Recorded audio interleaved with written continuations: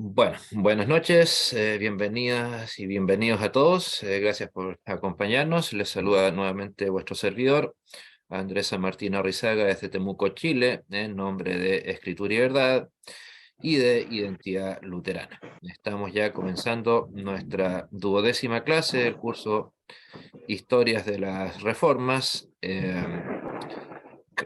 Causas, Inicio, Desarrollo y Legado. Espero ya estar compartiendo la pantalla. ¿Está la pantalla compartida ya? ¿Sí? Sí, Ok. Perdón, Alex, no respondí tu pregunta sobre Calvart. Por favor, recuérdamela al final de la clase. No la había visto.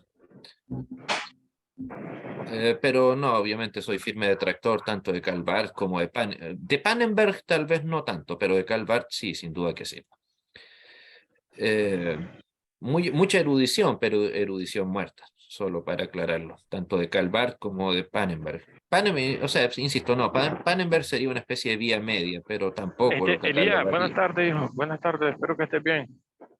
no lo catalogaría como un teólogo ortodoxo en doctrina de ninguna manera. Bueno, lo que vamos a analizar o estudiar hoy es tal vez la reforma menos conocida de todas, al menos en nuestro mundo. Y me refiero, la llamada contrarreforma, si es que se le puede llamar así, pero así es como se le denominó, así que no voy a cambiar la historia o los libros tampoco. Pero la reforma dentro de la Iglesia Católica Romana, también conocida como contrarreforma, pero que en la práctica se llevó a cabo íntegramente en el proceso llamado el Concilio de Trento. Bueno, como digo ahí, como buena parte de los cambios que se producen en la Iglesia Católica Romana hasta el día de hoy, llegó con décadas de atraso. Piensen, Lutero fue excomulgado el 1520-1521. La reforma en Suiza, en la Ginebra calvinista, comenzó el 36. Un año antes, 2 años antes, había comenzado el cisma anglicano. O sea, en vez de haber afrontado sus problemas internos, porque, ok, tengamos un arranque de locura y digamos, ok, el Vaticano tenía razón, pero además de tratar de aniquilar a los disidentes, no hizo nada. O sea, por último, tener un proceso interno de introspección, bueno, ver qué tenemos que mejorar, qué tenemos que fortalecer, cómo hacemos para que la membresía no se nos siga escapando. Y eso, insisto, llegó con décadas de atraso, en el caso del Vaticano. El problema es que más encima este concilio no tuvo la más mínima intención de tener algún grado de introspección ni de autocrítica, sino al contrario, de retrospección. ¿Por qué? Porque simplemente había que ratificar que todos los demás eran malos, acrecentar peor aún todas las herejías del Vaticano, en vez de revisar, insisto, hacer un ejercicio que cualquier iglesia puede hacer en cualquier momento. Pero esta gente, insisto, además de hacerlo atrasadísimo, lo hizo sin eh, la más mínima intención de realmente hacer un cambio positivo, sino simplemente fortalecerse en el sentido, no en el sentido espiritual, sino en el sentido de fortalecerse en lo que es el poder propiamente tal. ¿Cómo obtener más poder para que el Vaticano no siga siendo atacado? Básicamente. Si se hubieran llevado verdaderas reformas, la reforma protestante, de hecho, no se habría consolidado tanto, porque podemos ver con facilidad todos los procesos que hemos analizado. Lo único que hicieron fue ir aumentando el poder de la reforma, aumentar la capacidad de expansión del mundo reformado en general. O sea, pasamos de un pueblito en Alemania al sur a Suiza en el sur, el norte de Italia, después pasamos a Francia, adhirieron los países nórdicos, ni hablar cuando ya se instauró la reforma en Inglaterra, etcétera. Y cada vez la iglesia protestante se hizo, o las iglesias protestantes se hicieron más fuertes, en vez de ir aminorando su relevancia.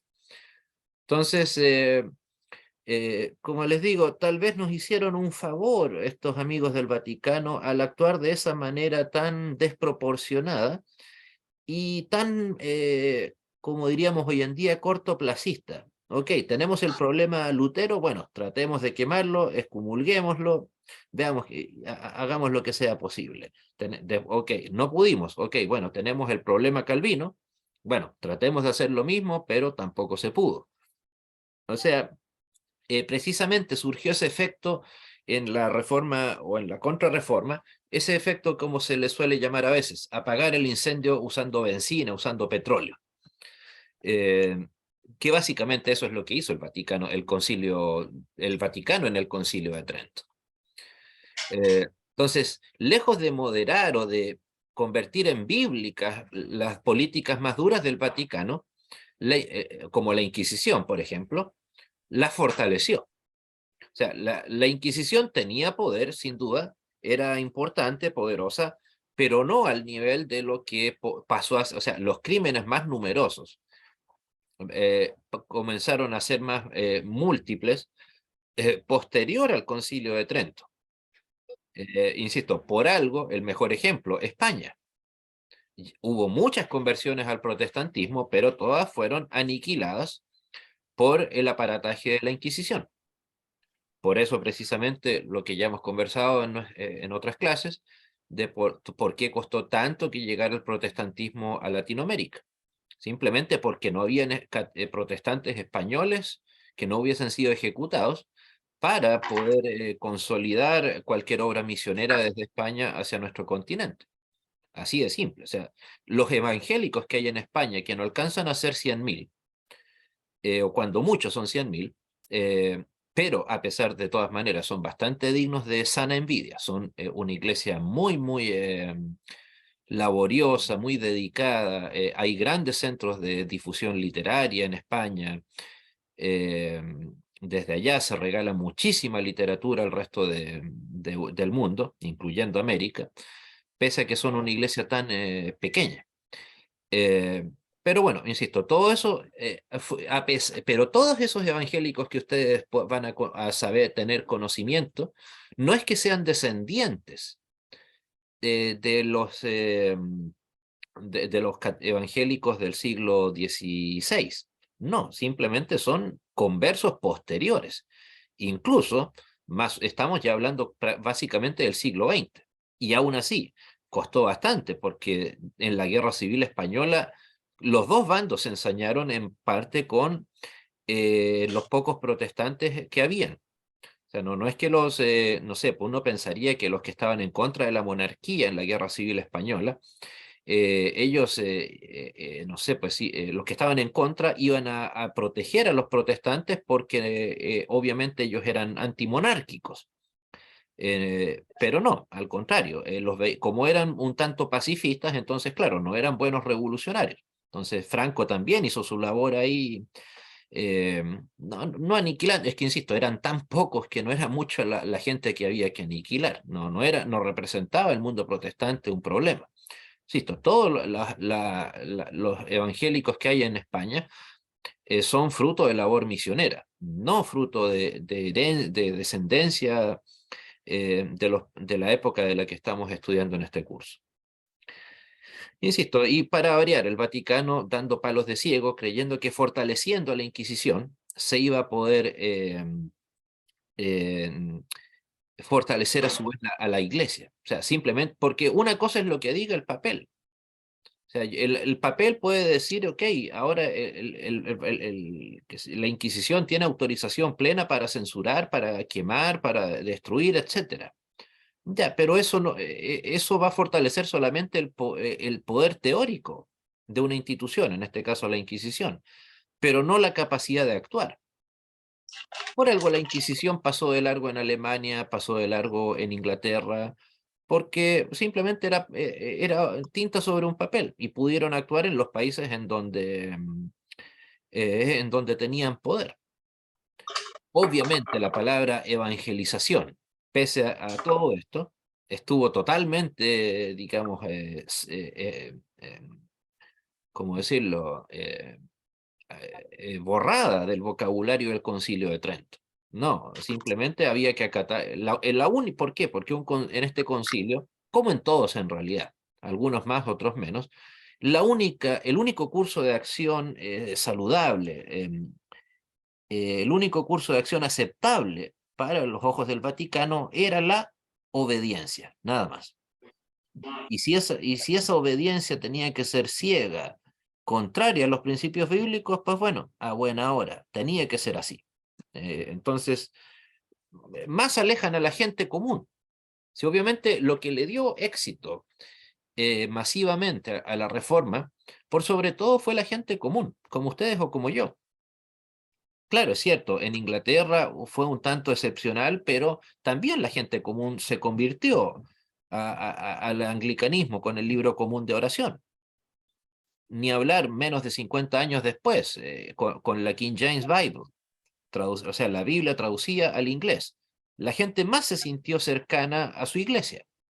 Entonces ya no la veían solamente como una iglesia institucional, que sin duda lo era, pero ahora la veían como la iglesia de su país, o sea, una institución cercana a la que había que querer, o que se sentían partícipes de ella. Claro, con grupos disidentes, pero con grupos disidentes que no eran perseguidos.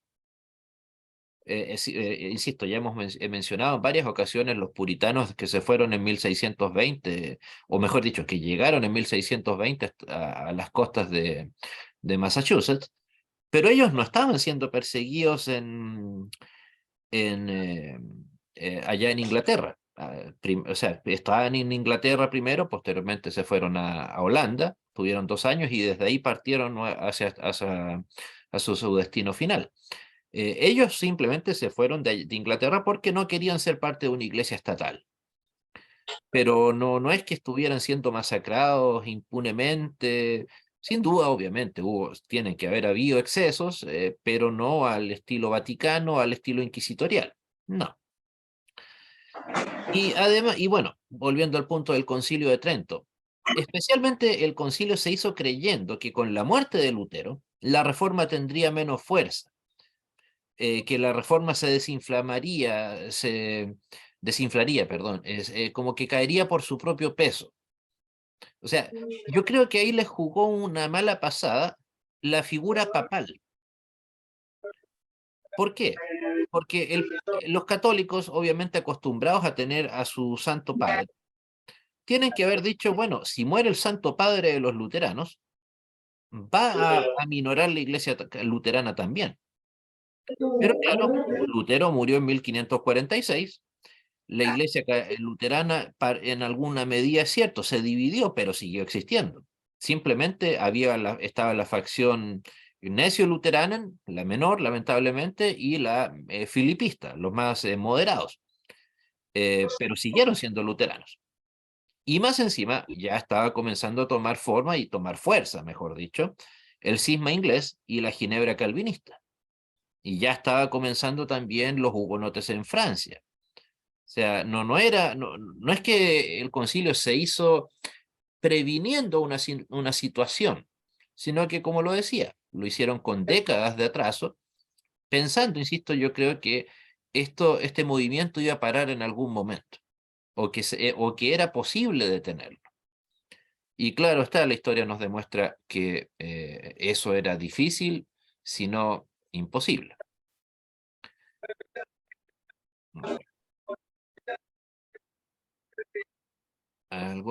Estos son los papas que dirigieron el Concilio de Trento. El primero, bueno, en el orden que ven en pantalla, está Paulo III, en la mitad está Julio III y Pío IV. ¿Cuál de los dos más sanguinarios? La verdad no lo sé. Pero los tres lo eran y en generosa medida.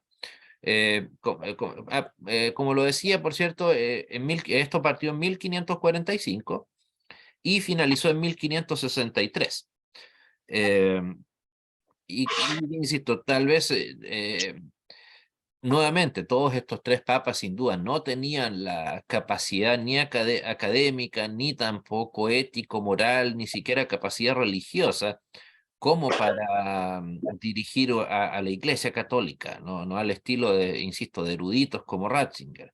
No, esta gente era bastante, o sea, tal vez el único plus que tenían era que sabían hablar buen latín, supuestamente, y que tenían asesores bastante generosamente bien pagados, eh, pero nada más que eso, o sea, no eran grandes teólogos, no eran grandes eruditos. Por eso es que, por ejemplo, antes de esto, el que se confrontó con Erasmo, o perdón, con Lutero, me refiero a Erasmo de Rotterdam, que era un alto erudito, precisamente él no fue bien visto en el Vaticano, precisamente ¿por qué? Porque era difícil contender con él. Era un alto erudito, un alto académico, no era, digamos, alguien que tuviera su cargo comprado. Sin embargo, pero incluso piensan en la contradicción, lamentable para el Vaticano. Erasmo de Rotterdam, alto erudito, uno de los más grandes de la historia. Eh, pero ¿cuál era el cargo que tenía Erasmo de Rotterdam? ¿Era obispo? ¿Era cardenal? ¿Arzobispo? Arzobispo. Arzobispo. No, era un profesor universitario y cura párroco. Uno se esperaría que un alto dignatario, o sea, un alto académico de este tipo tendría mínimo un arzobispado, teniendo en cuenta que los arzobispos que se enfrentaron a Lutero, esos arzobispos, especialmente Alexander, de Maguncia, él llegó, recuerden, al obispado con 13 años. Entonces, por un lado, desperdiciaban la erudición. Recuerden que Erasmo de Rotterdam nunca dejó de ser católico, tal vez en su corazón sí, pero de manera, la lealtad que él tenía nunca dejó de ser católica. O sea, siguió siendo un papista. Pero insisto, no más allá de que no compartimos sus ideas, insisto, alguien como él tendría que haber ocupado el trono pontificio, no los ignorantes que solieron regar el Vaticano, la corona, la mitra papal durante varios siglos en general. La situación cambió mucho después. Bueno, ¿alguna pregunta? No, ninguna problema. Bueno, como lo decía entonces, fue convocado por el concilio, fue convocado por el Papa Paulo III en 1545 y continuó con Julio III y finalizó con Pío IV en 1563. Como lo dice su nombre, se realizó en Trento, en el norte de Italia. En resumen, podríamos decir, se abrió más aún la brecha entre la Iglesia Católica Romana y la Biblia. O sea, qué sé yo, si por darlo en términos metafóricos, si es que la diferencia entre la Biblia y el Vaticano era 1 metro, bueno, ahora había que multiplicar esa diferencia por 3, si es que acaso no por 4. ¿Cómo es la costumbre del Vaticano cada vez que lleva a cabo este tipo de reuniones? O sea, en realidad los concilios que ha tenido el Vaticano casi siempre lo que hacen es terminar perpetuando su herejía. Algunos hablan de un gran avance, insisto, como el Concilio Vaticano II, entre el 62 al 65. O sea, todavía hay gente que participó en el Concilio Vaticano II que está viva. Eh, pero ok, está bien, se aceptó la Biblia, que se leyera la Biblia de manera masiva en lengua vernácula. Ok, pero bueno, resulta que ese ya era una costumbre que la gente tenía gracias a la Reforma desde hace 400 años atrás, o 450. Em, Se acercó a algún grado, se dejó de hacer la misa en latín. Ok, ya, pero las herejías del Vaticano siguieron intactas. Más sencillo, o sea, ¿qué herejía se eliminó en el Concilio Vaticano II? Se pidió perdón, por ejemplo, también por los muertos de la Inquisición. Se aceptó la salvación por gracia, o la justificación o el solo Cristo, la primacía de las Escrituras. No, todo fueron cosas, digamos, ¿se modificó el tema de los sacramentos? No, de ninguna manera. O sea, todas fueron cosas netamente accesorias, que tal vez para algún católico ya más dogmático no le quedará que considerarlas maravillosas, pero que para nosotros no mayor relevancia no tuvieron. Y eso que, insisto, estamos hablando en pleno segunda mitad del siglo XX, ¿no? O sea, ya había libertad religiosa en el mundo, o sea, no nos estaban haciendo ningún favor que agradecerles, con el hecho de que ahora la Biblia estaba permitida y que se leyera en lengua vernácula. O sea, y dentro de esas herejías que, volviendo al Concilio de Trento, se ratifica el purgatorio. Se ratifica el valor de las indulgencias. Antes, hace unos minutos conversábamos eso, antes de la clase. Y obviamente la primacía del magisterio por sobre las escrituras. O sea, con eso, nuevamente, más se alejaron de la reforma, tanto luterana, calvinista como anglicana. O sea, esto terminó en 1563. 6 años después estaba saliendo publicada en castellano la Biblia del Oso, traducida por Casiodoro de Reina. 60 años después, o 70, en Inglaterra ya estaba surgiendo la Biblia. O sea, mientras que las otras iglesias estaban poniendo sobre la mesa la, la primacía de las escrituras, esta gente estaba poniendo el magisterio sobre las escrituras, y la Biblia seguía escondida. Por ahí voy a hacer una acotación. No sé hace cuánto tiempo, pero el video lo vi hace poco, pero el historiador, aunque a veces parece novelista, Justo González, historiador de origen cubano, pero que ha hecho buena parte de su vida laboral en Estados Unidos, eh, dijo una barrabasada, pero gigantesca, en una entrevista que él tuvo, que según él, en la época de Lutero, la gente tenía libre acceso a la Biblia.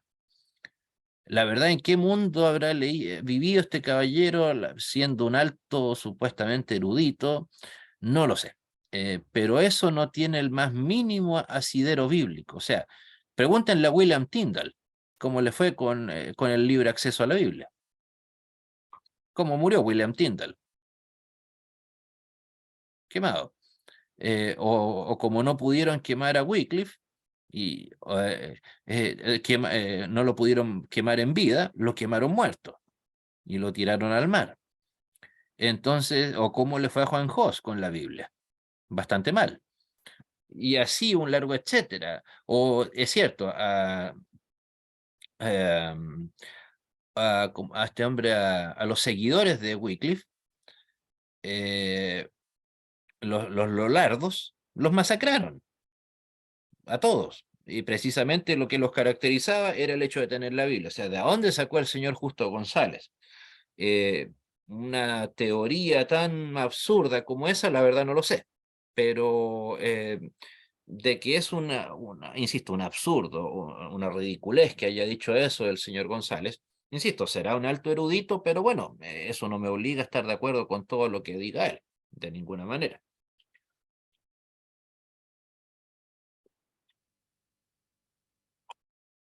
Insisto, o sea, es la primera vez en mi vida que escucho ese argumento en favor del Vaticano, de que supuestamente ellos permitían la libre pertenencia de la Biblia eh, en la Europa de la época de Lutero.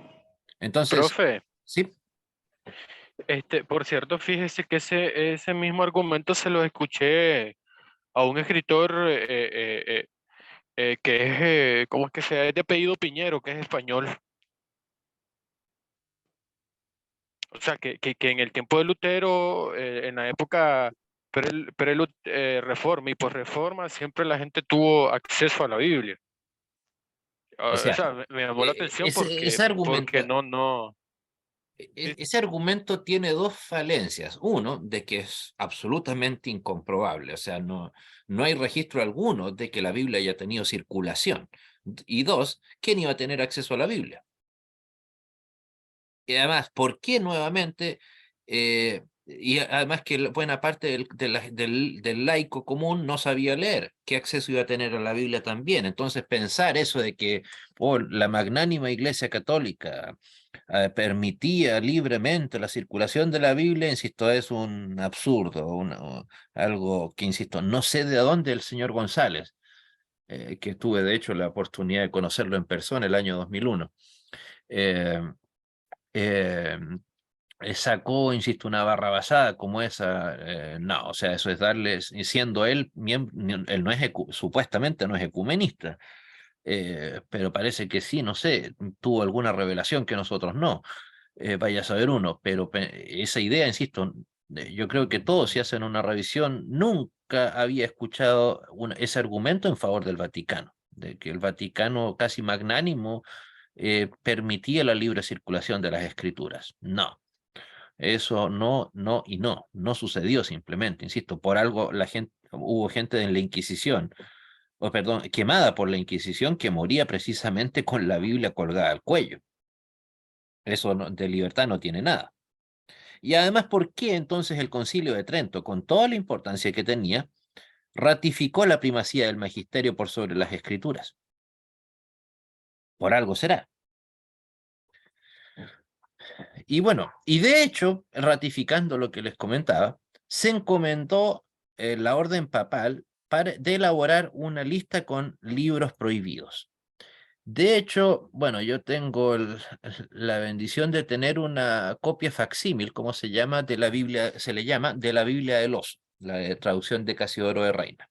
Es idéntica en tamaño, en letra, como que hubieran hecho, se hace una copia, cuando se habla en la literatura de un libro, copia facsímil es eso, una copia del libro original, en todos sus detalles, tamaño, tipo, ojalá incluso tipo de grosor del papel, cosas así. La idea es mantener absolutamente el texto original. Eh, y precisamente ese libro, no lo alcancé a escanear porque lo recordé solo un par de horas antes de la clase, pero tiene precisamente la orden del Vaticano de que declarar la Biblia del Oso como libro prohibido. Y de hecho, obviamente, la Biblia es parte de esa lista de libros prohibidos. Entonces, si era prohibido en el 1547, o cuando ya terminó, o el 63, cuando ya había terminado, estaba terminando el Concilio Vaticano II, ¿cuánto más iba a serlo? O sea, y que ya no solo había terminado el concilio, sino que también ya había muerto Lutero, ya la reforma estaba en plena marcha. ¿Cuánto más iba a estar prohibido? Obviamente, eh, en la época de Lutero y la anterior a él. O sea, insisto, es bastante iluso el argumento, o más que el argumento. De hecho, no sé, Alex creo que me comentó que había visto el video o lo escuchó, no sé, pero insisto, nunca le van a poder citar una fuente. En cambio, basta con dar una mirada por los retratos de aquella época, busquen Inquisición y buena parte de la gente que está muriendo moría con una Biblia en el cuello. Entonces, insisto, darle ese aire de magnanimidad al Vaticano creo que es absurdo. No, o sea, no hay... Yo creo que, no sé, yo si fuera un buen católico romano, simplemente creo que lo más honesto sería reconocer el error, ya que no lo han mantenido en pie. Pero tratar de cubrir el sol con un dedo a estas alturas, con lo fácil que es conseguir información, investigar, etcétera, no le veo sentido. O sea, simplemente, insisto, eso es un ejercicio retórico, tal vez que para pensar en la gente con algún grado de ignorancia, que no tiene acceso a información, pero insisto, no es más que eso, tapar el sol con un dedo, así de simple. ¿Alguna pregunta, comentarios antes de continuar?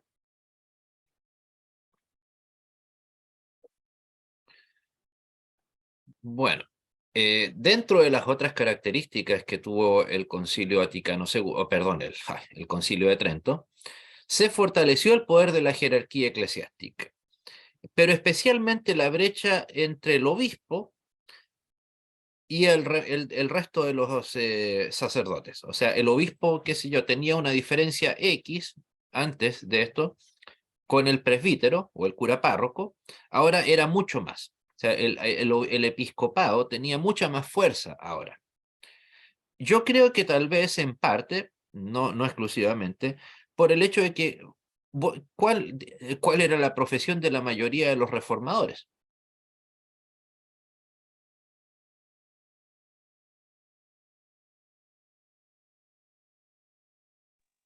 Sacerdotes, pues. Entonces, sacerdotes comunes y corrientes. No eran obispos. Lutero, Melanchthon, Calvino, Zwinglio, eh, Bugenhagen, etcétera, todos ellos eran o laicos o sacerdotes curas párrocos, no eran obispos. En cambio, si ahora le subías el nivel del poder al episcopado, a los obispos, eh, era algo bastante más tentador que ser simplemente un sacerdote, ¿no? Entonces seguramente lo hicieron como una suerte de ponerse, ahora sí, al fin, ponerse el parche antes de la herida, para que los obispos tuvieran más poder y por lo tanto se sintieran más cercanos a la idea de mantenerse juntos al Vaticano y no tentados a acercarse a la herejía protestante. Entonces, eh, de hecho, eso es algo que cambió durante el siglo XX. No sé si fue en el Concilio Vaticano II, pero algo antes, actualmente, perdón, para elegir a un papa, ¿cómo se llama? Lo elige el colegio cardenalicio. Pero antes, para ser cardenal, era necesario, pertinente, no era obligación haber sido arzobispo. Ahora es necesario haber pasado por el arzobispado. Insisto, tal vez como una manera de filtrar más todavía a la gente, digamos, leal o a la gente más segura para no tener problemas como los que sucedieron en la Reforma. Insisto, no creo que haya sido simplemente un detalle, ¿no? Estas cosas se analizaron durante, imagínense, del 45 al 63, o sea, 18 años. Eh, no fue una cosa hecha tontas y a locas. Todas estas decisiones fueron llevadas a cabo con bastante detención. Y bueno, también aquí la Vulgata latina se convirtió en la traducción oficial al latín de la Biblia, recopilada de escrituras en hebreo y griego. Pero era muy importante ese detalle, solo para el alto clero. ¿Y quiénes son el alto clero? Cardenales, eh, ni siquiera obispos, arzobispos y cardenales, y obviamente el Papa. Eh, pero solo para ellos. No era que, insisto, que ahora dijeron, bueno, nos damos cuenta del error y ahora vamos a poner a nuestros sacerdotes a tener acceso libre a la palabra de Dios. No. Aquí tienen una copia, si bien existen varias vulgatas, pero esta es como la más oficial. Yo tengo dos, una impresa por la Sociedad Bíblica y esta es impresa por una editorial católica. Esta es la Vulgata Clementina. Eh, eh, y bueno, ahí se alcanzan a ver el Concilio Tridentino, dice, en la sesión 4 del 8 de abril de 1546. O sea, cuando tenía apenas un año de haber comenzado el Concilio de Trento. O sea, ahí, digamos, esa hoja que se alcanza a ver ahí es la portada con el documento que autorizó la existencia de la Vulgata para el común de las personas. Pero obviamente, insisto, para el alto clero, de una manera muy restringida, o sea, es cosa de revisar la historia. Siguió posteriormente al Concilio Vaticano de Trento, perdón, siguió siendo gente ejecutada generosamente y no uno ni dos, sino miles de personas por el hecho de tener la Biblia. Insisto, el caso más tal vez sanguinario fue el de los hugonotes franceses, entre los cuales, claro, la mayoría eran eh, calvinistas, pero otros tantos eran luteranos. Pero ellos fueron una iglesia que puede decir que fue una iglesia absolutamente, 100% mártir. Todos murieron. Los únicos que se salvaron fueron, digamos, los que se lograron escapar e irse a Inglaterra. Tal vez unos que otros por ahí se fueron a Suiza. Pero precisamente no los mataron solamente por el solo hecho de ser herejes protestantes, sino también porque poseían la Biblia y porque la difundían. Y para colmo, en Francia el poder del rey o sea, fueron bastante astutos, porque hubo primero un documento, el Edicto de Nantes, que se llamó, que le dio libertad religiosa a la gente en Francia, pero que con el rey siguiente fue anulado dicho edicto, y con eso comenzaron las masacres aún mucho más grandes, hasta que finalmente esto terminó en la aniquilación de la ciudad de La Rochelle, que fue sitiada por las tropas católicas, encardenadas por el cardenal Richelieu, eh, y eso fue en el 1600 y fracción, eh, y ahí literalmente murieron toda la ciudad completa murió porque era una costa, una ciudad costera. Entonces, insisto, los que no lograron escaparse primero en bote y luego en barco hacia Inglaterra, murieron quemados ahí mismo, en la misma Rochelle. Así que eso de circulación libre de la Biblia, eso es algo, ni siquiera la tuvimos acá plenamente libre, la circulación de la Biblia hasta en la época de la colonia. Menos la iban a tener allá en la Europa con las tropas de la Inquisición encima. Pero bueno, insisto, volviendo al punto, la Vulgata latina, o sea, la Biblia completa en latín, se ratificó como la Biblia oficial para el alto clero. Esta, como le digo, una copia impresa el año 2011. Bastante buena, interesante de conocer.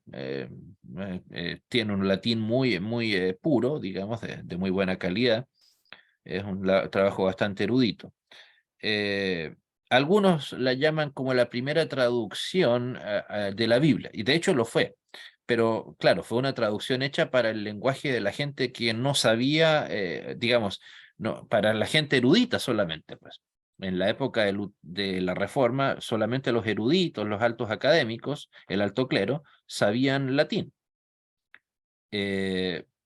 Por eso se puede decir sin temor alguno equivocarnos de que la traducción de Lutero al alemán es la primera traducción a lengua moderna, porque es cierto, mucha más gente hablaba en aquella época el latín, pero no dejaba aún así de ser una lengua que estaba enclaustrada por sobre todo en las paredes de las parroquias católicas, ¿no? No era una lengua que el común de la gente hablara, ni en Inglaterra, ni en Francia, ni en Holanda, ni en Alemania, solamente, insisto, en las esferas cercanas al poder papal. No era, digamos, una cosa, el latín tampoco una lengua muy hablada por el común de la gente tampoco. O sea, en ese sentido que supongamos, cosa que no sucedió, que el Vaticano hubiera permitido la libre circulación de la Vulgata, habría sido bastante inoperante, porque la gente común y corriente no hablaba latín. Insisto, cuando mucho los sacerdotes, y no todos, de hecho. Bueno, también se establece de forma definitiva la doctrina del celibato sacerdotal. Curiosamente, es algo, como lo comenté en una charla que de ayer, es muy sorprendente que no sea un dogma de la Iglesia Católica el celibato sacerdotal. A ver, la diferencia entre un dogma y una doctrina para el Vaticano es que el dogma solamente puede ser cambiado por un concilio. Supongamos que en un arranque de locura los católicos quieren, qué sé yo, anular el dogma de la infalibilidad papal. Bueno, para eso es necesario que un concilio tome dicha decisión. versus una doctrina que la puede cambiar el Papa de turno en el momento que estime conveniente. Insisto, por eso me resulta muy extraño que no sea, que siendo algo tan fundamental para el Vaticano, el celibato para los sacerdotes, no sea un dogma. La verdad que me sorprende bastante que no lo sea. Eh, por eso es que de hecho hay ex pastores evangélicos que se han hecho sacerdotes y que mantienen sus familias. O sea, no es que esté autorizado a que alguien sacerdote se case, no, pero simplemente que a los que se han convertido al catolicismo, especialmente en Inglaterra, se les permite mantener su vida matrimonial. Eh, Seguramente con todas las llaves de seguridad que implica un lavado de cerebro bastante fuerte, porque eso sucedió especialmente a partir del año 1999, cuando la Iglesia Anglicana, el Sínodo General Anglicano, autorizó la ordenación de mujeres pastoras en Inglaterra. Y ahí hubo muchísimos pastores que con iglesia y todo, membresía y todo, se hicieron católicos romanos. Y algunos se convirtieron en católicos romanos muy duros, muy antiprotestantes, de hecho. No, como que no le perdonaron de nada, Alex, dicho cambio a los líderes anglicanos. También se reafirmó el libre albedrío y la inclinación al bien de los seres humanos. Es cierto, buena parte del mundo evangélico hoy en día acepta el libre albedrío, eh, pero la diferencia es que el libre albedrío, en realidad no solo diferencia, sino contradicción de la doctrina católica, es que el libre albedrío va adjunto al católico con el pecado original. Mientras que para las iglesias de origen wesleyano, bautista, arminiano en general, menonitas, etc., existe el libre albedrío, pero sin pecado original. Me resulta más coherente la posición bautista wesleyana de que no existe un pecado original existiendo el libre albedrío. Porque si existe un pecado original, insisto, me resulta muy contradictorio que el católico acepte eso, o que la Iglesia Católica acepte eso. Que hay libre albedrío, pero a pesar de que hay pecado original. Recuerden, esa doctrina, en realidad fueron muy pocos los reformadores que mantuvieron la doctrina, que no mantuvieron, perdón, la doctrina del pecado original. Lutero creía en el pecado original, Calvino también, obviamente eso lo heredaron los líderes anglicanos, buena parte de los reformadores que consolidaron la reforma también. Por eso, insisto, me resulta muy incoherente que haya gente, en este caso los católicos, que digan el ser humano tiene libre albedrío, pero también tiene pecado original. A ver, me preguntan, ¿podría definir de qué manera el luteranismo ve el libre albedrío, ya que entiendo que no son arminianos ni calvinistas? Claro, que negamos el libre albedrío, o sea, la capacidad de libertad del hombre, o sea, parcialmente en muchos aspectos al respecto nos podría parecer que la doctrina luterana del libre albedrío es similar a la calvinista. En algunos sentidos sí. No somos predestinacionistas o doble predestinacionistas, pero negamos cualquier posibilidad de que el ser humano tenga una inclinación a la libertad ante Dios. Si no, el ser humano es esclavo, ya sea del pecado o de Cristo, pero esclavo al fin y al cabo. Eh, por eso les digo, o sea, por lo tanto, si es esclavo, no tiene libre albedrío. No tiene una inclinación hacia el mal, perdón, hacia el bien, sino todo lo contrario. Y ahí es donde entra para nosotros el bautismo como sacramento que nos libra del pecado. Ya lo que pasa en la vida adulta ya es otro tema. Pero, insisto, me parece muy contradictorio que el católico acepte el libre albedrío, no, pero también aceptando el pecado original. O sea, si hay pecado original, ¿cómo va a haber libertad? Insisto, me parece más coherente la posición, no correcta, dije, coherente, no correcta, la posición de un bautista que me diga, no hay pecado original y por ende hay libre albedrío. O sea, de hecho, piénsenlo así, si hay libertad, perdón, si no hay pecado original, si nacemos sin pecado, es lógico que va a haber libre albedrío. Si hay pecado original, es lógico que no lo va a haber. Pero aquí el Vaticano hace esta gigantesca contradicción. Libre albedrío, pero pecado original. Insisto, a mi opinión es un oxímoron, una contradicción insalvable. No le veo una salida lógica, doctrinal a esta evidente contradicción. Bueno, en realidad no es la única, pero claro, la diferencia, siendo honestos, es que, claro, un bautista, un wesleyano, un arminiano, etcétera, va a intentar, o lo hace de hecho, justificando bíblicamente, según su perspectiva, el libre albedrío y negar el pecado original, como un pecado heredado o recibido, según sea el caso. Pero en cambio el Vaticano lo va a hacer desde una mirada más filosófica, más tomista. O sea, y de hecho, al reafirmar el libre albedrío, ¿a cuál gran teólogo del católico romano le están dando el cachetazo? Lutero.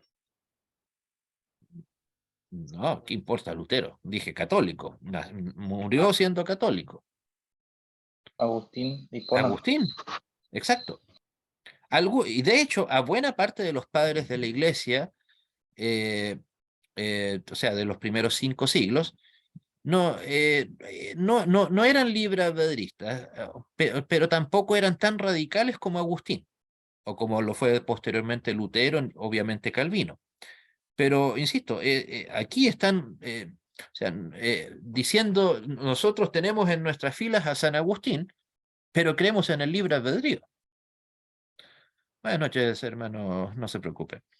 Insisto, es algo bastante contradictorio. O sea, Agustín evidentemente era un férreo defensor del pecado original, de la predestinación, negaba el libre albedrío. eh, o sea, en ese aspecto, por eso de ahí heredó buena parte de su teología Lutero. No podemos decir que el partido es de la nada. Entonces, y más aún y la inclinación al bien de los seres humanos. O sea, pero resulta que hay pecado original. Entonces, si tengo pecado original, ¿cómo voy a tener inclinación al bien? Por eso les decía, la diferencia con el bautista, con el arminiano, el wesleyano, etcétera, es que él va a tratar de justificarme bíblicamente dicha el libre albedrío. En cambio, el católico en general lo va a hacer desde una perspectiva un poco más tomista, más, comillas, supuestamente lógica, con Biblia cerrada.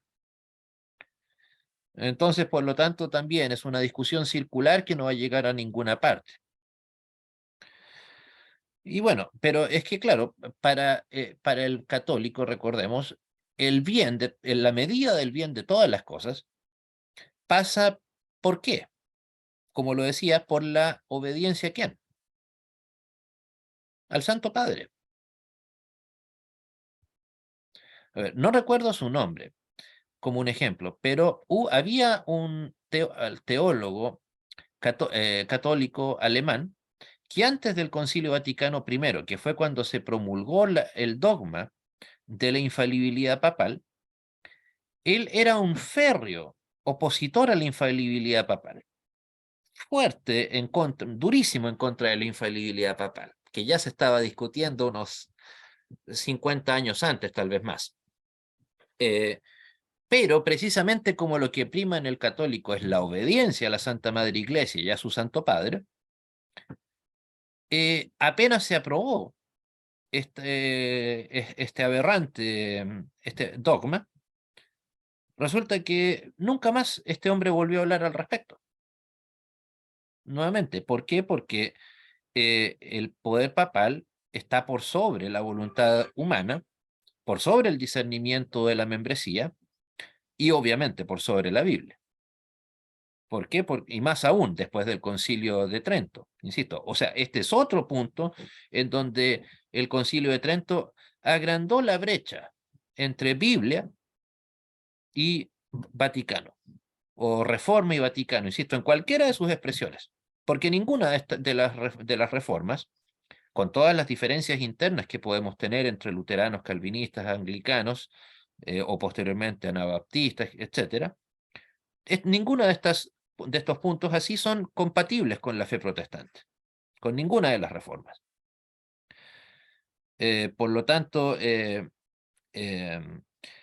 insisto, o sea, lamentablemente se convierte nuevamente, el punto central de la obediencia tiene que ser el poder papal y no la obediencia a las escrituras. Eso es lo que convierte a una persona en un fiel católico. ¿O se imaginan acaso un católico, un teólogo católico diciendo es que la palabra lo dice? ¿Es que la palabra de Dios lo dice? ¿Las escrituras lo dicen? Como un motivo, como un argumento a debatir, a eso me refiero. Evidentemente que no. Y obviamente que después de todo, sí, todos los reformadores, algunos de manera más radical que otras, rompieron con la idea de 7 sacramentos. En el caso de Lutero mantuvo 2, o la reforma radical no dejó ninguno, el calvinismo los parcializó solamente 2, o sea, mantuvo 2, pero no necesariamente con el nombre sacramento, pero sacramento en un sentido muy distinto del católico. Entonces era obvio, incluso necesario, que el católico ratificara el poder de la existencia de los 7 sacramentos. O sea, nuevamente, otra brecha insalvable de diferencia entre el mundo católico romano y el mundo de la Reforma.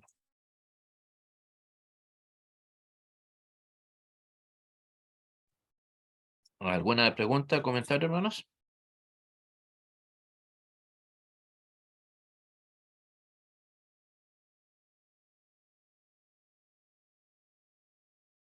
Y bueno, complementando la idea entonces de que se fortaleció el poder del papado, y más encima ahora, digamos, las órdenes sacerdotales, todas quedaban mucho más directamente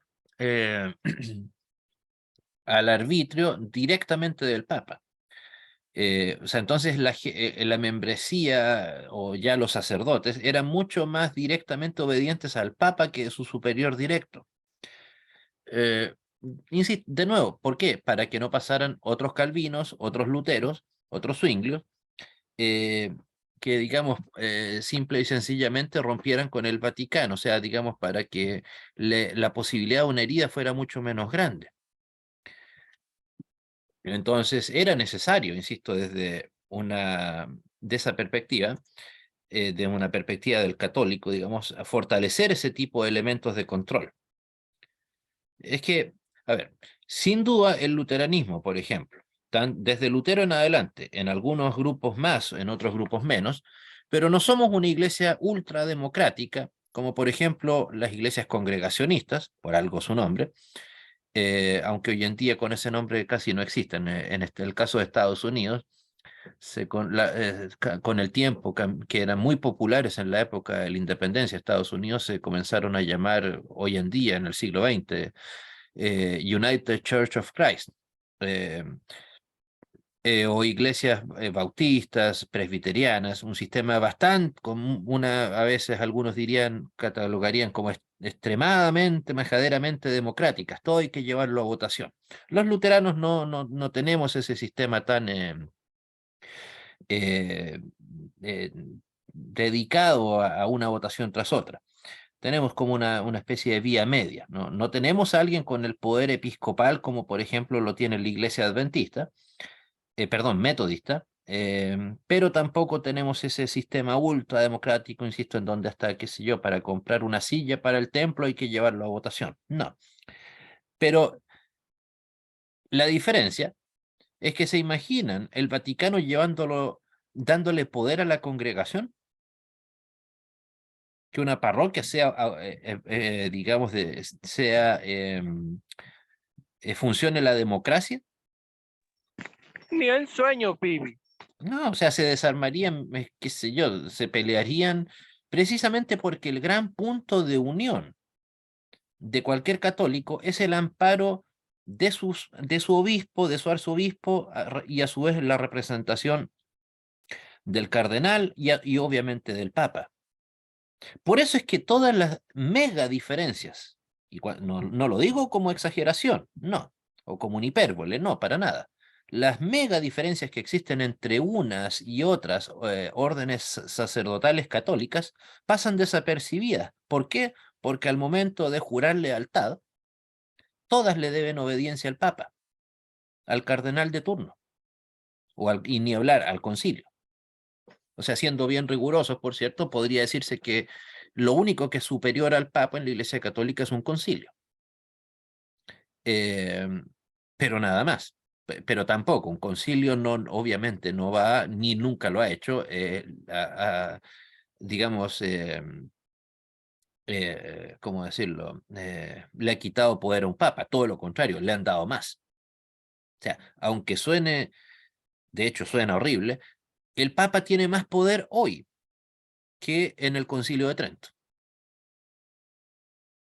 Insisto, por eso me resulta tan ingenua la posición de muchos protestantes, principalmente luteranos liberales, anglicanos, metodistas, insisto, que han tomado una postura ultra ecuménica. Todos somos hermanos, miembros de una iglesia, la típica canción esa, juntos como hermanos, miembros de una iglesia, vamos caminando al encuentro del Señor.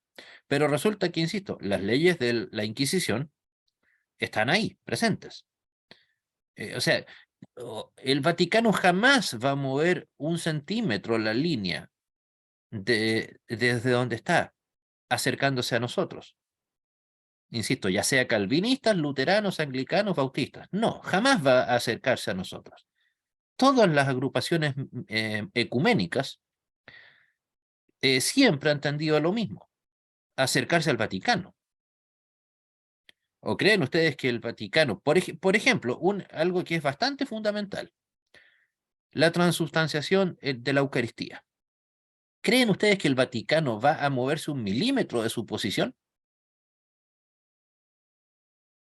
Jamás. Jamás, o sea, es impensable. Conocen. O sea, eso es, pero ni siquiera es una idea, yo creo. Ni siquiera una buena intención. No se le pasa a nadie en su sano juicio la idea de que eso suceda. Y es lógico, mirado desde la perspectiva católica, digamos. Obvio que eso no va a suceder. Es parte de la identidad católica. Es parte del poder que se le entrega al sacerdote. Imagínense que quitándole poder al sacerdote. O sea, precisamente, algo, insisto, todas las instituciones, digamos, vinculadas al poder dentro del Vaticano, si ya eran fuertes con el Concilio de Trento en adelante, solo se han fortalecido. En ningún caso se han disminuido. Porque, insisto, precisamente ahí es donde se ve cómo funciona correctamente el aparataje de autoridad en el Vaticano. Así como hay católicos que en el discurso, no en sus actos, son ultraecuménicos que buscan el diálogo con el mundo evangélico. Insisto, lamentablemente los que más lejos llegaron en eso fueron los que lograron firmar, a ver, creo que el nombre del cardenal católico que firmó el documento fue el cardenal Cassidy de Estados Unidos. Eh, ya lo he comentado en alguna clase, pero no está de más recordarlo. El 31 de octubre de 1999, en la mismísima iglesia de Augsburg, donde se presentó la primera confesión luterana en 1530. En la mismísima catedral o iglesia, templo, no recuerdo si es una catedral o no, de Augsburg. Para colmo, el 31 de octubre. O sea, no sé, la verdad, no sé, toda la ceremonia yo la tengo y seguramente en YouTube está, de hecho. Esto fue una escupidera tras otra a la memoria de nuestros padres fundadores luteranos en este caso. Y más él, para firmar qué documento, o la Declaración Conjunta sobre la Doctrina de la Justificación. O sea, ya el solo hecho de sentarme con un sacerdote, un teólogo católico, piensen en lo que significa eso, sea usted luterano, católico, anglicano, presbiteriano, el que quiera. Tratar el tema de la justificación como si fuera un tema negociable, ya me resulta un insulto a nuestra iglesia, o a nuestras iglesias. No sé cuántas iglesias hay representadas aquí, pero háganse ese ejercicio. Seamos tolerantes, abiertos en un arranque de locura de un par de minutos. Pero el solo hecho de sentarme a conversar de igual a igual, como si el católico fuera a tener la Biblia en mano abierta, como probablemente lo haría cualquier evangélico, eso ya me resulta, insisto, aberrante. Y para colmo, el mismo, si bien, insisto, fue Cassidy, en aquella época también el presidente de la Federación Luterana Mundial, que fueron los que firmaron este aberrante documento, era el señor Krause, Brad Krause creo que se llamaba, y lo firmaron también miembros incluso de iglesias eh, luteranas de Estados Unidos, de Brasil. Yo tuve la oportunidad de conocer a uno de ellos, de hecho, el brasileño, claro, con lo carismático que suelen ser los brasileños, literalmente en la ceremonia le faltaba ponerse a saltar de alegría. Y le tomaba la mano, así, hacía gestos de victoria como si estuviera en Maracaná celebrando un gol de la verde amarela. Insisto, un espectáculo patético, triste. ¿Y para qué? Para que menos de un año después este documento quedara invalidado por la declaración de alguien más importante en el Vaticano, como lo era el gran inquisidor Joseph Ratzinger, el documento llamado Declaración Dominus Jesus.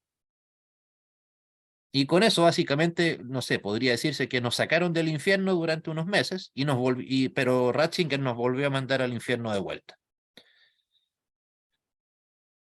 Entonces, digamos, y para colmo, las iniciativas de esto fueron, esto se comenzó a tratar no por iniciativa necesariamente luterana o católica, sino porque por la ONU. No estoy metiéndome en el tema conspiranoico, no, eso me da igual. Digamos, mi vida cristiana la tenemos que vivir, sean o no verdad las conspiraciones. Eso, insisto, solo como un paréntesis. Pero una institución secular, mejor dicho, ¿por qué tiene que dictarle la pauta a la iglesia cristiana, católica o no, de qué es lo que ha de trabajar y lo que no? De hecho, en el punto 1, si mal no recuerdo, se menciona que ambos creen en la gracia de Cristo, en la salvación por gracia. Pero, claro, suena lindo, ¿no? Simpático. Pero, ¿creen la gracia que enseña la Iglesia Católica Romana? ¿Es la misma gracia que enseña ya sea un luterano, un calvinista, un presbiteriano, o perdón, un anglicano, un metodista o un bautista? De ninguna manera. De ninguna manera. O sea, Años luz de distancia. solo para dar un pequeño apunte al respecto, la gracia de Cristo no llega a nosotros en el caso del católico romano si no está la transubstanciación presente. ¿Llevada a cabo por quién? Por un sacerdote. En algunas iglesias evangélicas, bien sabemos, son más estrictas que otras sobre el tema de quién ha de entregar la Eucaristía, o la Santa Cena, o la Cena del Señor, como dirían los bautistas. Pero no es que, digamos, o sea, un laico jamás va a tener ni remotamente la posibilidad de entregar la Eucaristía en la Iglesia Católica. Existen algunas excepciones, pero en donde el laico la lleva a cabo en nombre del sacerdote, pero tal vez sea por motivos geográficos, por motivos de contingencia, cosas así. Pero los que suelen entregar eso son diáconos. O sea, también son parte indirecta del clero. Pero la transubstanciación la lleva a cabo el sacerdote. No la persona, insisto, la persona que por algún motivo ajeno a la voluntad de esta gente pueda participar en o entregar la Santa Cena. Digamos, en ese sentido, estas excepciones que hace el Vaticano es para que la entregue una persona, no para que la consagre. Y se imaginarán que para el católico romano es una gran diferencia consagrar la Eucaristía a entregarla. O sea, es cierto, insisto, hay iglesias, por ejemplo, en muchas iglesias evangélicas, a ver, disculpen, claro, sí, los seminaristas, pero algunos seminaristas entregan la Eucaristía, pero de algunas órdenes, no de todas. Me atrevería a decir que, por ejemplo, ¿cómo se llama? Los más duros, estos, los domínicos, los perros de Dios, recuerden que eso significa domínico, eh, necesariamente van a estar en la línea de que solamente el sacerdote puede entregarla. Y ojalá un obispo. O sea, hacen esa ridiculez hasta con el agua bendita, que no es un sacramento, que tiene que tener la persignación del Papa para que sea agua bendita, si no es simplemente agua. Y con mayor razón lo van a tener en este punto. Tal vez hay, insisto, órdenes sacerdotales católicas un poco más benignas en ese tema, más afables, los franciscanos, algunos, pero no es una norma. Y la diferencia es que no hay salvación sin la transubstanciación de la Eucaristía. O sea, un católico que por algún motivo X se quedó en la mitad del desierto, al estilo de la miniserie Lost o de la serie Lost, o no en el desierto, sino en una isla, y no tienen a un sacerdote ahí que les consagre la Eucaristía, no son salvos. O, no, o eventualmente si se produce una conversión, si hay el chiflado, ¿cómo se llamaba? El John Locke de Lost, se hubiera sido un converso al catolicismo, pero bueno, no recibía los sacramentos por parte de un sacerdote, ese hombre su conversión no tenía validez alguna. Se me cayó el carnet en todo caso con el DNI, con recordar la serie Lost. Ahora quizás que se estará viendo. En fin. Y insisto, todo esto, ¿por qué? O sea, uno podría decir, pero bueno, esto pasó en el 1560, ya, ¿y qué? Pero está plenamente en el día de hoy. O sea, parcialmente algunos elementos fueron derogados, parcialmente, insisto, en la declaración de Dominus Jesus, el 1999, pero no la de los sacramentos. O sea, digamos, algunas condenas se levantaron, algunas, pero las que condenas hacia Lutero no, las condenas hacia Calvino tampoco. L- eh, el, el rey de Inglaterra, en este caso, bueno, desde Enrique VIII en adelante, sigue estando excomulgado, ¿no? Entonces, por eso me resulta un tanto ingenua la postura de de estos amigos, estas personas, que creen que hay algún rumbo, algún camino de acercamiento real, más allá de palabras bonitas y un par de canciones. Bueno, perdón, me extendí demasiado en este punto, disculpen. Bueno, también la mayor parte de los obispos asistentes eran de estados cercanos a los estados pontificios, por lo tanto italianos. 187 en 1563, que eran muy afines al Papa. Por eso les decía, todos están bajo el amparo del Papa, pero eso no quiere decir que todos piensen lo mismo. Aquí creo que el único chileno es su servidor, pero hay un cura, el famoso cura Berríos, que es bastante, digamos, pegado a la teología de la liberación, que es muy despectivo con el aparataje vaticano, pero bueno, pero sigue siendo tan jesuita como toda su vida. Solamente en su discurso escupe odio en contra del Vaticano. O sea, a la larga igual queda cubierto bajo el amparo del Vaticano. Eh, Obviamente, claro, él es un disidente en ese sentido.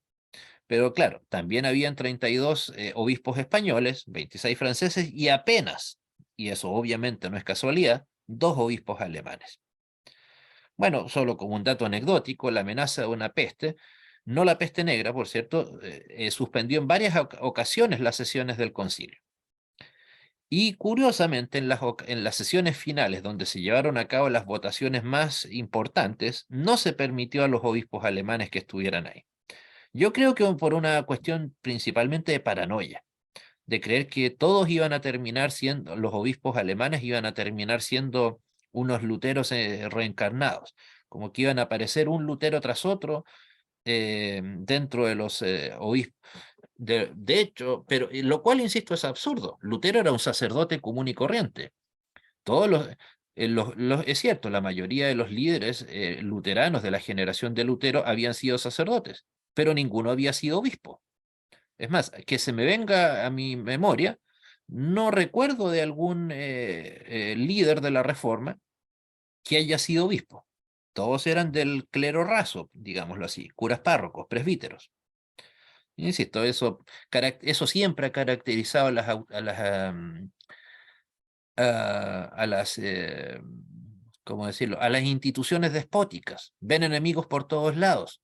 Podrán tener la lealtad más evidente. O sea, eso ha pasado incluso en el siglo XX con los grandes tiranos. Stalin creía que toda la Unión Soviética quería matarlo. Hitler ni hablar. Por eso habían 3 personas que probaban su almuerzo antes de comer él. Por la paranoia, o sea, resulta que tenía a las SS, la gente, los soldados más fieles de la historia de la humanidad, pero él pensaba que todos lo querían matar. Cosa que evidentemente no estaba lejos de ser realidad. Insisto, esa paranoia siempre ha caracterizado a las instituciones tiránicas y despóticas. Ver enemigos, no sé, sin ofender a la gente que tiene esa compleja enfermedad, una suerte de esquizofrenia, ver enemigos inexistentes, creer que todos están en tu contra, que es, bueno, solo una, por cierto, no voy a generalizar, mis disculpas si así lo parece, uno de los síntomas en ocasiones de la esquizofrenia. Obviamente, continuando, se rechazó la sola gracia. O sea, yo creo que si eso no se rechazaba en el Concilio de Trento, el concilio no habría tenido sentido alguno. O sea, la sola gracia fue abrazada primero por Lutero, luego por Calvino, entre tanto aceptada también por Zwinglio, por la Reforma Radical, o los anabaptistas, obviamente posteriormente por los anglicanos. Entonces, y de hecho, la doctrina transversal a toda la Reforma fue precisamente la sola gracia y la sola escritura. Ya la sola escritura vimos que la tiraron por tierra, el Vaticano en el concilio, pero obviamente no podían irse sin rechazar la sola gracia. ¿Qué sería del Vaticano con la sola gracia? ¿Tendría razón de ser el Vaticano si existiera la sola gracia? No podrían vender las indulgencias. Claro, para empezar, con eso habrían declarado que las indulgencias sí eran una estafa espiritual, además de una estafa material, obviamente. Y en resumen, mientras más Iglesia Católica Apostólica Romana, menos Biblia. Hay un libro, no sé cuántos años tendrá, unos 40 años. Algunos de ustedes tal vez lo han escuchado mencionar. Yo la verdad no lo he leído, no lo he leído, pero sí su título es bastante elocuente y bastante acertado. Se llama Lejos de Roma, cerca de Dios. No sé si alguno de ustedes lo ha escuchado mencionar ese libro. Pero eso grafica de manera bastante clara, las consecuencias que tuvo el Concilio de Trento y la mal llamada Contrarreforma. Digamos, esta fue una romanización, una ultra romanización de la Iglesia Católica que existía hasta ese momento.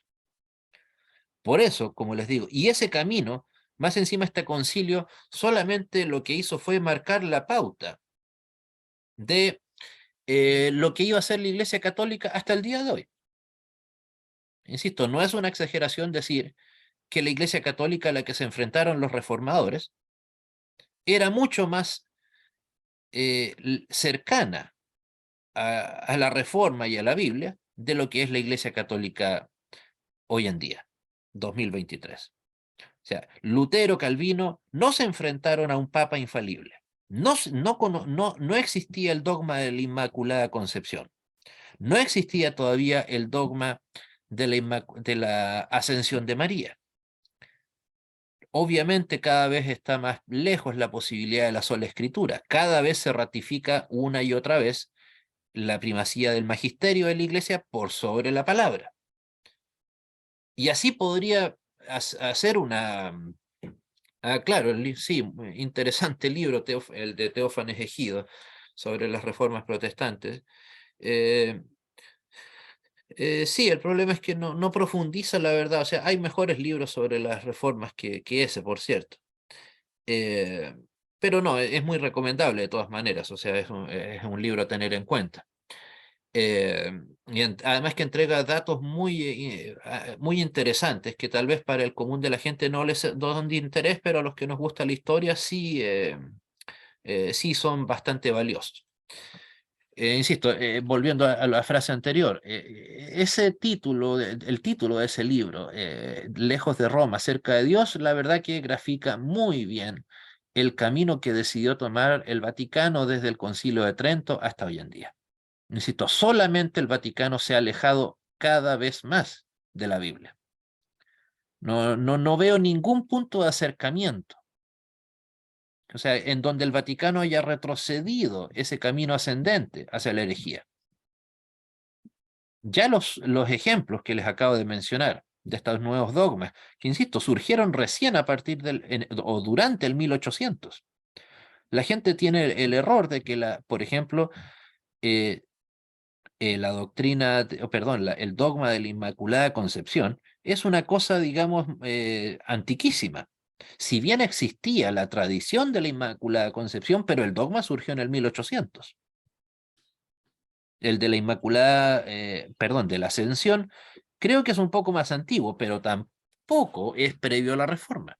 Ni hablar la infalibilidad papal, 1870, en el Concilio Vaticano I. Y que de hecho se sabe que costó muchísimo, curiosamente, que fuera aceptada, principalmente por los obispos tanto alemanes como franceses y los pocos inglés anglosajones que había. Obviamente, en el Estados Unidos de aquella época, en la Inglaterra de aquella época, eran muy pocos los católicos que existían. En el caso de Estados Unidos, la mayoría eran de origen irlandés, que Irlanda siempre se mantuvo fiel al Vaticano. Pero no, digamos, insisto, no ha habido ningún atisbo de acercamiento más allá de los movimientos ecuménicos, pero que, insisto, solamente se quedan en el discurso. Insisto, como ahí volviendo al punto, se fortaleció el aparataje de la Inquisición.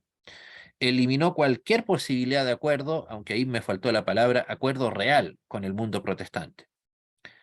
Y de hecho, tristemente, la Iglesia Católica Romana que conocemos nosotros, acá en Latinoamérica, es hija del Concilio de Trento. No del Concilio Vaticano I, no del Concilio Vaticano II. Que insisto, se supone que modernizó, liberalizó un poco la dura retórica del Vaticano.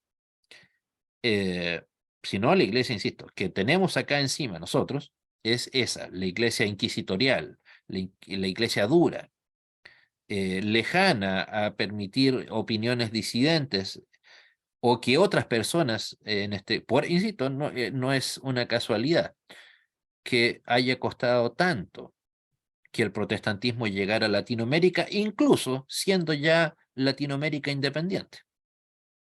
A pesar de eso. O sea, no sé el caso de Argentina, ya que hay acá argentinos o de Honduras, pero no creo que haya sido mucha la diferencia, pero la iglesia se separó del Estado recién en 1925, acá en Chile.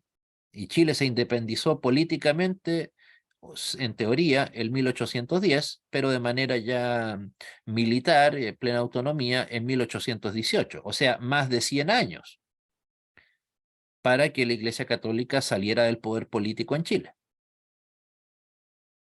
Por eso las diferencias están marcadas entre la Iglesia Católica Europea y la hispana. De hecho, una posibilidad de que llegue a existir un concilio, tal vez ya cuando desaparezca, ya no sabemos dónde, si iría al cielo, al infierno o Bergoglio, la posibilidad de que surja la necesidad para el Vaticano de llevar a cabo un concilio. ¿Por qué? Porque se sabe, no es, digamos, algo que haya que indagar mucho, que la Iglesia Católica Europea, por ejemplo, no es mariana, excepto la española. No tienen ese nivel de fanatismo mariano que tenemos nosotros acá en Latinoamérica. En cambio, los europeos, principalmente alemanes y franceses, no son de esa corriente. El mismo Ratzinger es un ejemplo de ello.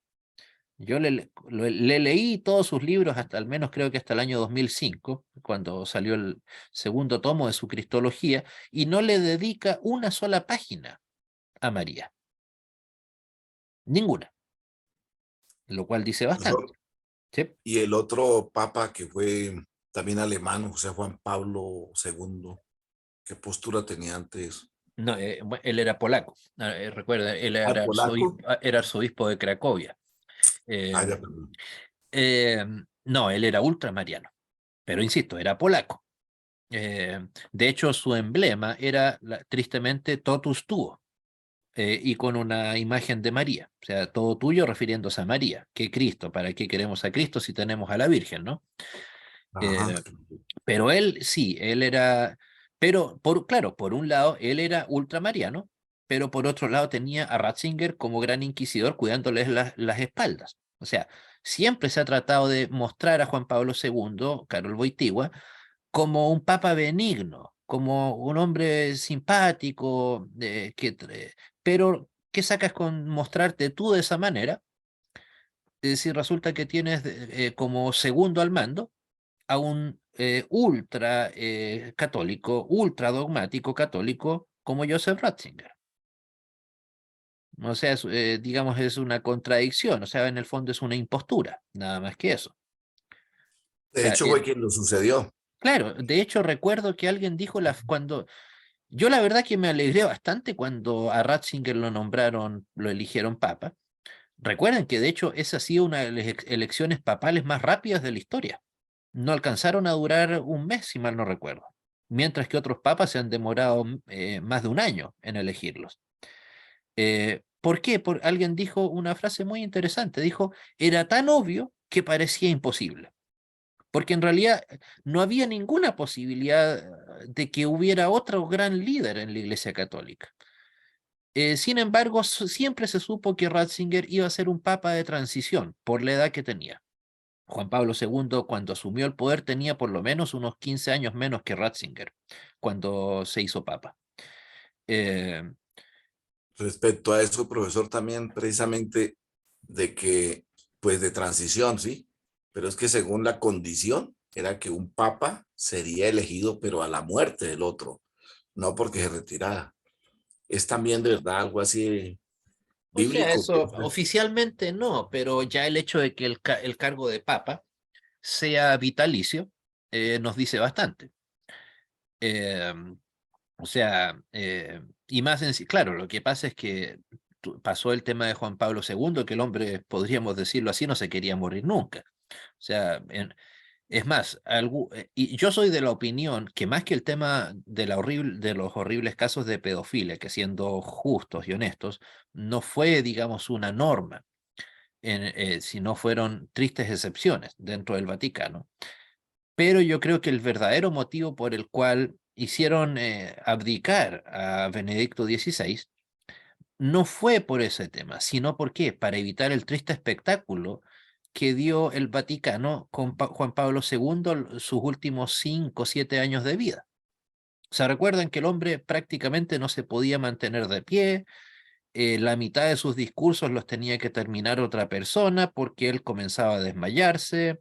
Yo creo que lo que el Vaticano, como una de las tantas cosas que más le interesa es el marketing, la imagen, quisieron evitar que llegara a un caso tan triste como lo que fueron los últimos años de vida de Juan Pablo II. Y por eso la mejor salida era, en efecto, que pasara, creo que por segunda o tercera vez en la historia del Vaticano, la abdicación de un papa estando vivo. Ah, pero el punto, ¿por qué les decía yo, continuando con el punto del tema mariano?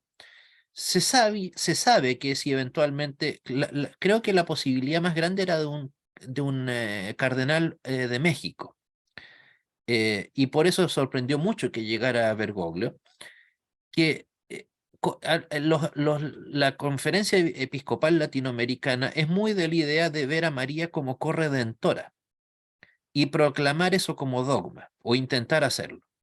Y eso se sabe que los obispos, buena parte de los obispos y teólogos católicos europeos no lo van a aceptar. Entonces ahí se enfrentarían a una posible división. Y para evitar esa división se tendría que llamar necesariamente a un concilio. En ese sentido, digamos, los concilios, como les digo, hasta el día de hoy siguen siendo bastante reaccionarios para enfrentar situaciones ya cuando el Vaticano está haciendo agua, no para prevenir situaciones. Insisto, y este sería un posible caso, pero yo creo que con Bergoglio no va a suceder, ya no sucedió, creo yo, y seguramente esto sucedería, como les digo, con un eventual sucesor, dependiendo de qué tan mariano sea, porque, insisto, no es tan mayoritaria la posición de María como corredentora. A los latinos no les quepa duda, desde México hasta Chile y Argentina, esa es una verdad que en el fondo todos los católicos aceptan. Digamos que todo, no una verdad, pero una doctrina que todos aceptan de buena gana. Pero es distinto, insisto, cruzando el Atlántico. Sí, en También efecto. se estaba considerando la posibilidad de que Bergoglio también renunciara, ¿no? Sí, pero yo creo que por un tema de imagen es poco probable que eso suceda. Por sobre todo por un tema de imagen. Yo creo que se hizo en buena medida para congraciarse con la Conferencia Episcopal Latinoamericana, que después de todo es muy numerosa. No es poderosa, pero sí es muy numerosa. Representa a más de la mitad de los, recuerden, la CELAM incluye a Brasil, que es el país católico más grande y numeroso del mundo. Claro, otros países obviamente gigantes, está Rusia, que no es el país más, o sea, que es el país más grande del mundo, pero no es católico. Seguiría China, ni hablar, ateo, o Estados Unidos, Australia, países protestantes. Entonces, por eso el poder, el peso específico que tiene Brasil también es muy importante. O sea, en realidad fue una jugada bastante estratégica, creo yo, para evitar el cisma, la que se llevó a cabo con un, comillas, moderado, eh, porque Bergoglio es bastante moderado comparado con Ratzinger. La diferencia es que es distinto tener a un dogmático como Ratzinger, alemán, a tener un dogmático latinoamericano, que como les digo, va a ser o sería necesariamente mariano. Eso no cabe la más mínima duda. Ni siquiera nosotros que somos protestantes nos cabe la duda o no nos consta de primera mano lo mariana que es la Iglesia Católica. Insisto, casi como conclusión, más que la posibilidad de reforma, ganó sí o sí, en un 100%, la intransigencia. Cero autocrítica en el Concilio de Trento, cero debate real, sino simplemente retórico. Nada más. Por lo cual, como les decía, esto pavimentó el camino para la Iglesia Católica que tenemos hoy. Una iglesia, insisto, igualmente intransigente, que no mueve sus dogmas, sino al contrario, los multiplica y los fortalece, lamentablemente. Esa, por cierto, es una imagen, no sé si de la época o no, pero es de la misa que se realizó ya cerrando el Concilio de Trento. Obviamente es bastante más pequeño de lo que sería un concilio en el día de hoy, por razones obvias, ¿no? En aquella época no habían obispos ni en África, ni en Asia, ni siquiera en en Hispanoamérica. O sea, estamos hablando del 1500, o sea, todavía, cuando mucho, había un puñado de obispos en toda América. Entonces, por eso, obviamente, la mayoría, como les decía, no alcanzaron a ver 100 personas en el Concilio de Trento. Es menos mal, quizás como habría sido la situación si es que sí los hubieran habido. Bueno, ¿alguna pregunta, comentario, consulta antes de despedirnos? Profesor, quisiera que me hiciera como una aclaración más propia de qué es un sacramento, porque es que muchas personas dicen que el sacramento como tal tampoco está estipulado en la Biblia, como sacramento. ¿Qué es sacramento como tal? No tengo la idea clara.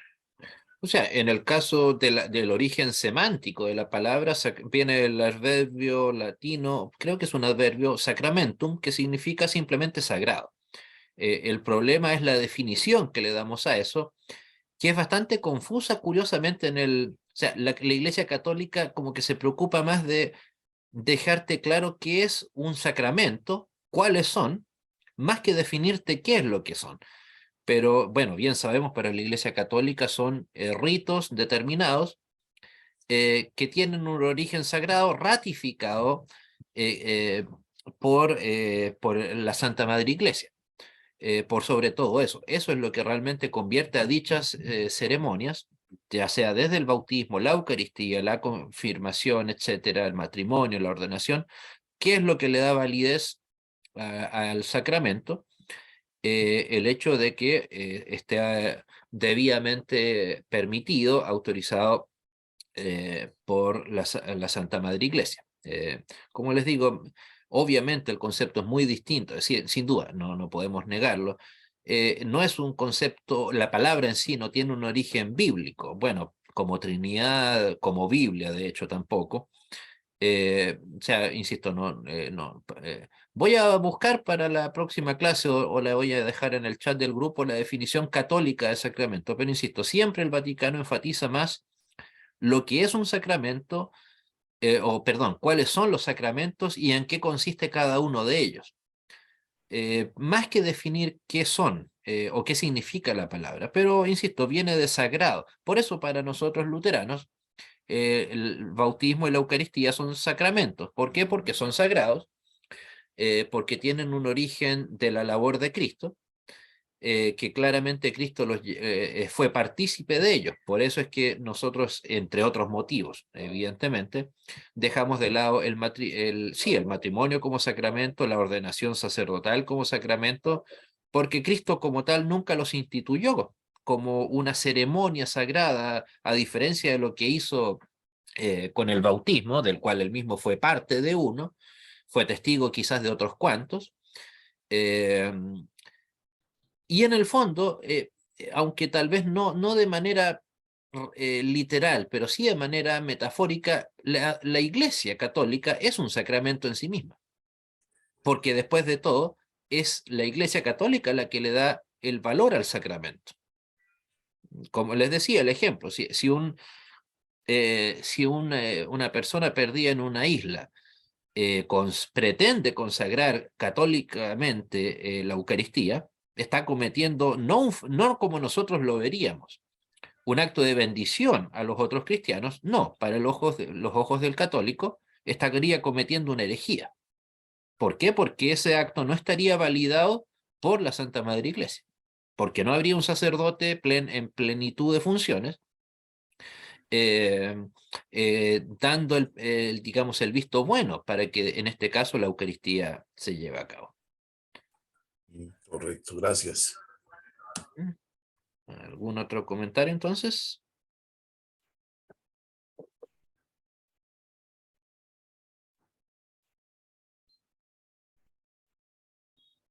Bueno, siendo así, quedamos despedidos hasta el próximo martes. Recuerden, es nuestra última clase.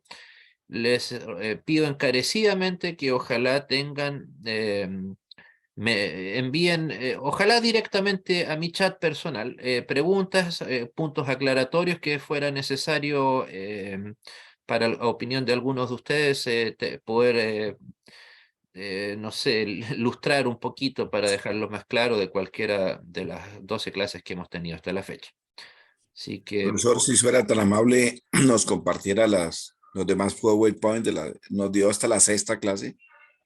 ok, ya, pero de nuevo, escríbanme directamente al chat por los motivos que les expliqué en la ocasión anterior, al chat mío, y ahí se Bueno, los envío sin ningún problema. listo, mi profesor. Bueno, buenas noches, Dios les bendiga, saludos de su servidor, Andrés Martín Arrizaga, desde Temuco, Chile, y bueno, apenas tenga la clase ya subí a YouTube, nuevamente, por favor, denle el me gusta, el like, y difúndanlo si es posible. Bueno, muchas Buenas gracias. noches, Dios les bendiga. Buenas noches. Amén. Gracias. Bendiciones para todos. Gracias. Igualmente. Gracias.